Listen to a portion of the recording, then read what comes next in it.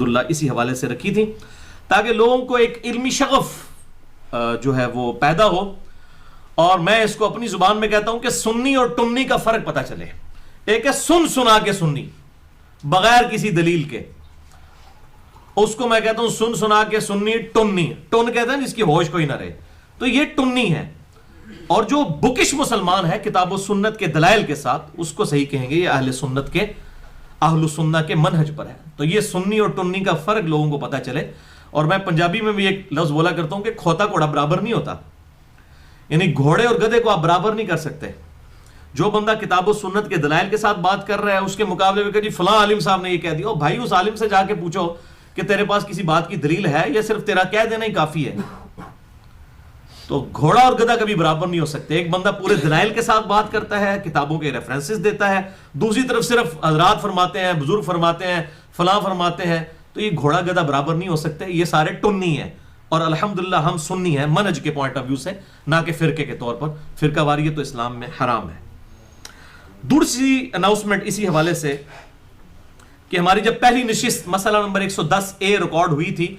تو اس کے حوالے سے مجھے فیڈ بیک ملی تھی کہ یہ جو ہماری نشستیں ہیں،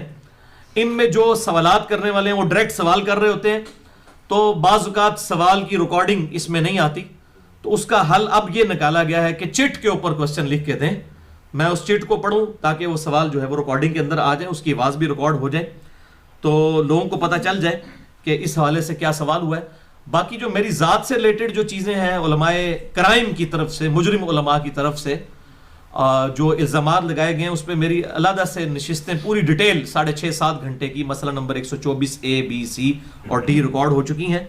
تو الگ سے بھی انشاءاللہ تعالی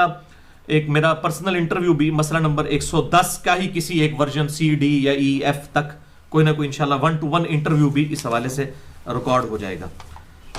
اناؤنسمنٹ نمبر 3 کہ بھائیو مجھ سے ای میل پہ بھی سوال کیا جا سکتا ہے۔ mirza_95@yahoo.com میرا ای میل ایڈریس ہے، جس پہ میں روزانہ درجنوں اور بسا اوقات سینکڑوں ای میلز کے جواب فرقہ واریت کی لعنت سے بالاتر ہو کر دیتا ہوں، اور اکثر سوالات کے جوابات میں اپنے لیکچرز کے لنکس ہی بھیج دیتا ہوں، کیونکہ ایک سوال کا جواب دینا ایک پنڈورا باکس کھولنے والی بات ہے۔ مثلا اگر مجھ سے کوئی پوچھتا ہے کہ جی مسئلہ علم غیب کا اختلاف کیا ہے، تو بھائیو یہ ایک لائن میں تو جواب نہیں دیا جا سکتا، اس کے اوپر تو اتنی بڑی تفریق ہے۔ تو میں نے اس کے اوپر کم از کم 3 گھنٹے کا لیکچر 2 نشستوں میں ریکارڈ کروائے ہیں، مسئلہ نمبر 6A اور 6B کے عنوان سے۔ تو اکثر جو اختلافی مسائل ہیں اس پہ میرے لیکچرز ریکارڈ ہو چکے ہیں، 150 سے زیادہ لیکچرز ہیں۔ الحمدللہ اس وقت آپ گوگل پہ دنیا میں کہیں سے بھی میرے لیکچر کا نمبر لکھیں گوگل میں جا کے، مثلا آپ اگر لکھتے ہیں مسئلہ نمبر 130 تو اس کے سپیلنگ لکھیں 130 130 مسئلہ MAS اور آگے کوما اور ALAH، یہ سپیلنگ آپ لکھیں، ایون MAS بھی لکھ دیں تو آپ کو انشاءاللہ تعالی مسئلہ نمبر 130 اس پہ مل جائے گا۔ ایک تو ہماری ویب سائٹ پہ بھی آپ سرچ کا بٹن جو ہے رائٹ کارنر پہ بنا ہوا ہے، گوگل میں بھی جا کے لکھیں تو آپ صرف یہ اتنا یونیک ہے مسئلہ، یعنی سوال جو ہے، تو اس پہ الحمدللہ ایک منفرد کام ہے۔ اور اس حوالے سے میرے علم کی حد تک جو مسلمانوں کے درمیان کنٹراورشل ایشوز ہیں، کسی نے بھی اس کے اوپر ابھی تک وہ کام نہیں کیا، جو الحمدللہ ہماری ویب سائٹ کے ذریعے پوری دنیا کے اندر دعوت و تبلیغ کا کام شروع ہو چکا ہے۔ چوتھی اناؤنسمنٹ کہ بھائیو جو مجھے ای میل کرے تو کم از کم 3 سے 4 دن تک انتظار کرے، کیونکہ میری ای میلز جو ہیں وہ 2-4 نہیں ہوتی ہیں، سینکڑوں میں ہوتی ہیں، اور میں بڑی ذمہ داری کے ساتھ ای میلز کے جواب دیتا ہوں۔ اور بعض لوگ جو ہیں وہ اپنا وہم نکالنے کے لیے 3-3 4-4 ای میلز مجھے پھینک دیتے ہیں، اور مجھے اس سے بڑی تکلیف ہوتی ہے۔ ایک ای میل بھیجیں، انشاءاللہ تعالیٰ پوری ذمہ داری کے ساتھ اس کو پڑھ کے اس کا جواب دیا جائے گا۔ 3-4 دن انتظار کریں تاکہ آپ کو اس حوالے سے جواب مل جائے۔ اور یہ الحمدللہ میں اللہ تعالیٰ کا شکر ادا کرتا ہوں، اور بڑے لوگ ای میلز بھی کرتے ہیں کہ جی ہم بڑے بڑے علماء کو کرتے ہیں لیکن کبھی جواب نہیں آئے، لیکن آپ ذمہ داری سے جواب دیتے ہیں۔ یہ اللہ تعالیٰ کا شکر ہے کہ اللہ تعالیٰ نے ہمیں ای دعوت کے لیے، الیکٹرانک دعوت کے لیے چن لیا ہے،